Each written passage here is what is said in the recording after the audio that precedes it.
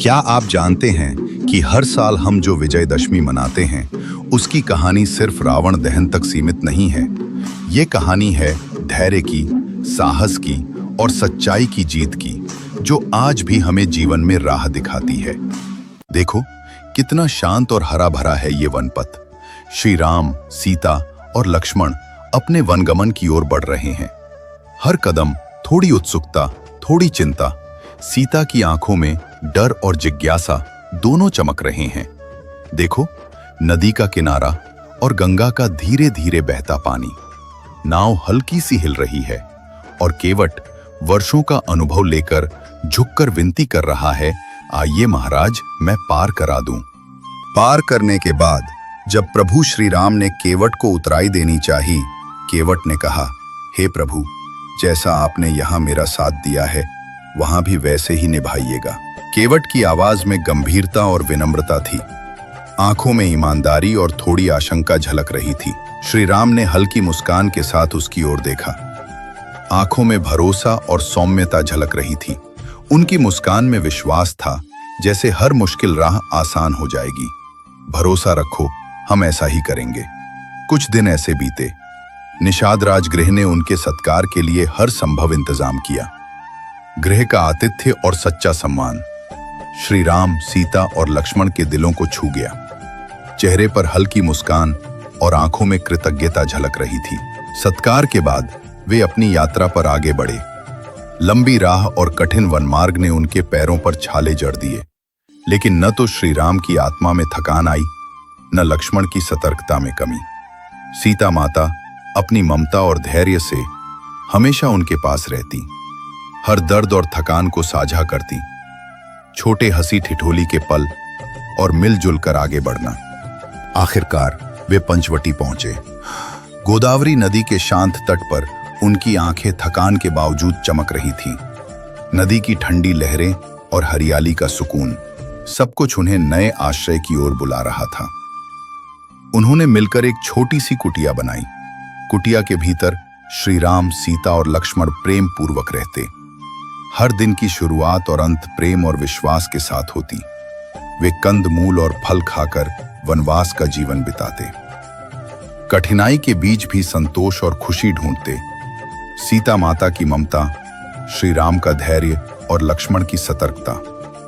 कुटिया के छोटे छोटे क्षण, हंसी, मिलजुल कर भोजन करना, जंगल की सुगंध और नदी की ठंडी हवा, सब मिलकर ये महसूस कराते कि कठिनाइयां चाहे कितनी भी हों, प्रेम, धैर्य और साथ से हर राह आसान हो सकती है। पंचवटी की शांति उस दिन अचानक टूट गई जब अंधेरी और धृष्ट शूर्पणखा वहां पहुंची। उसकी आंखों में लालसा और अहंकार की आग जल रही थी। उसने सीधे श्री राम की ओर देखा और लालच भरी आवाज में विवाह का प्रस्ताव रखा। श्री राम, शांत और आत्मविश्वासी, हल्की मुस्कान के साथ बोले, मैं विवाहित हूं, तुम्हें मेरे बारे में जानना चाहिए, और अगर तुम्हारा मन स्थिर है तो लक्ष्मण से बात करो। उनके शब्दों में दृढ़ता और सौम्यता दोनों झलक रही थी, लेकिन शूर्पणखा पीछे नहीं हटी।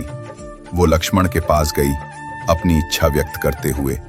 लक्ष्मण की आंखों में क्रोध की आग जली। एक पल में उनका धैर्य टूट गया। उन्होंने दंड स्वरूप उसकी नाक काट दी। शूर्पणखा अब आहत और अपमानित, चीखती और विलाप करती हुई अपने भाई रावण के पास भागी। उसका दर्द और क्रोध दोनों ही उसकी आवाज में झलक रहे थे।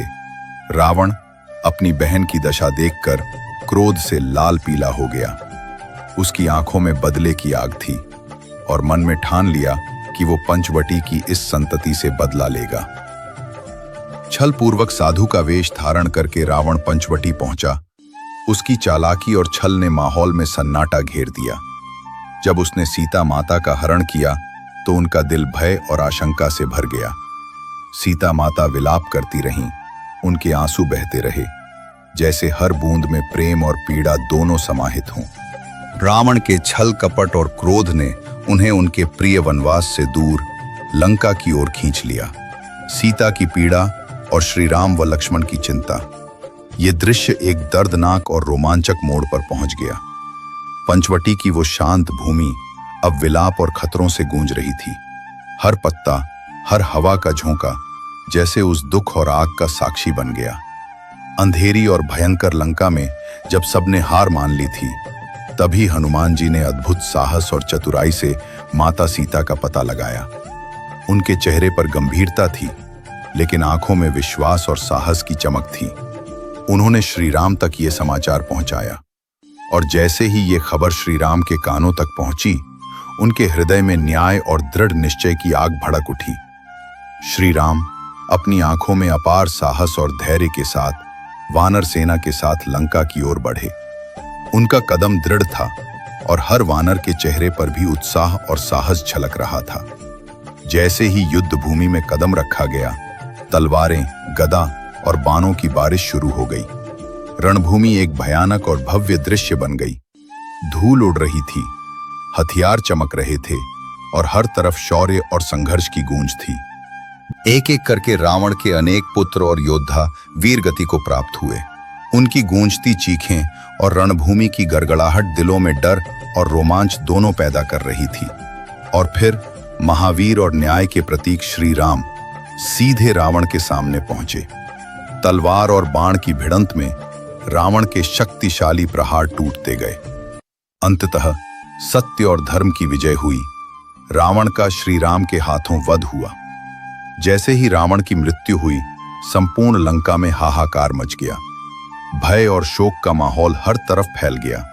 लेकिन उसी क्षण सत्य की विजय का संदेश भी गूंजने लगा। श्री राम ने विजय का पताका ऊंचा फहराया और वानर सेना और भक्तों ने जोर जोर से जय जयकार किया। इसके बाद माता सीता को सुरक्षित लेकर श्री राम अयोध्या लौटे। उनके साथ पूरी सेना और वानर वीर भी थे। अयोध्या पहुंचने पर शहर आनंद और उल्लास में डूब गया। हर गली और चौक में खुशी का माहौल था, और यही कारण है कि विजयादशमी का पर्व आज भी इसी स्मृति में मनाया जाता है, सत्य और धर्म की अटल विजय का प्रतीक। लंका विजय के बाद जब श्री राम, माता सीता और लक्ष्मण अयोध्या लौटे, पूरा शहर ऐसा प्रतीत हो रहा था जैसे कोई सुंदर दुल्हन सजाई गई हो। गली गली दीपों की झिलमिलाहट से उजाला फैल रहा था और हर तरफ संगीत और मंगलगान गूंज रहा था।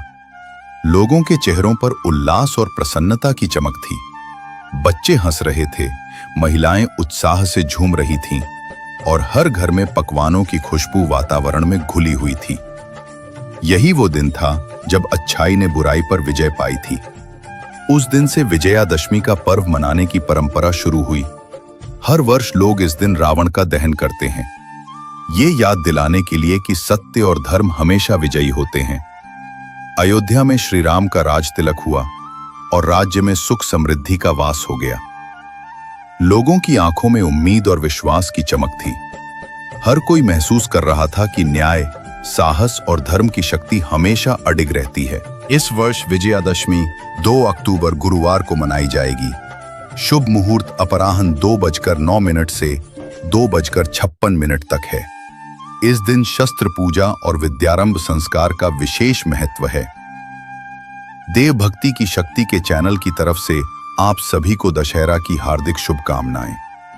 आइए इस विजयादशमी को बनाएं और भी खास। अगर आपको ये कथा पसंद आई तो तुरंत लाइक करें, शेयर करें और कमेंट करके अपनी शुभकामनाएं साझा करें, ताकि हम सब मिलकर अच्छाई की शक्ति का अनुभव कर सकें।